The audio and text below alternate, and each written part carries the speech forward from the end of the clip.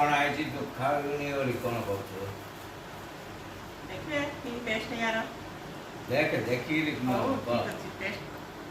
140 ଦେଇକି ଆଣିଛି। ଏ ଆମ୍ବ ବୁଝିଲୁ 2 ଦିନ ପରେ ଖାଇଲେ ବଢ଼ିଆ ଲାଗିବ। ଏଇଟା ଖଟା କରିବା ନା ଖଟା ନାହିଁ ଚିପି ଖାଇବାକୁ। ଖଟା କଲେ ବଢ଼ିଆ ଥିବ।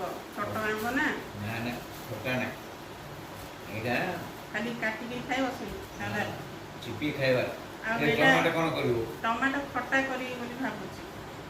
ଆଉ ଟମାଟୋ। ଜିରା ସୋରିଷ କଞ୍ଚା ଲଙ୍କା ପକେଇକି ପାଳଙ୍ଗ ଶାଗ ଆଉ ପାଳଙ୍ଗ ଶାଗ କ'ଣ କଞ୍ଚା କରିବୁ? ମଟର ପକେଇକିରି ଖଟା କରିବା ବୋଲି ଭାବୁଛି। ପାଳଙ୍ଗ ଶାଗ କ'ଣ କରିବୁ?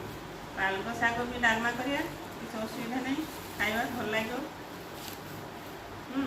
ଆକୁ ମୁଗ ଡାଲି ରସୁଣ ସବୁ ପକେଇକିରି ଡାଲମା କଲେ ବଢ଼ିଆ ଲାଗିବ। କରିକି ମୋତେ ହଉ ଠିକ୍ ଅଛି। ହଉ ଟେଷ୍ଟ କରିକି କରୁଛୁ। କରିବା ଠିକ୍ ଅଛି କରିବା।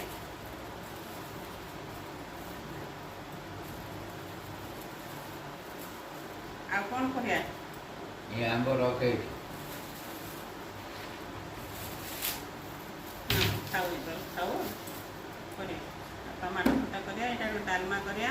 ଆମ୍ବ କ'ଣ କରିବ ପଚାରୁଛୁ?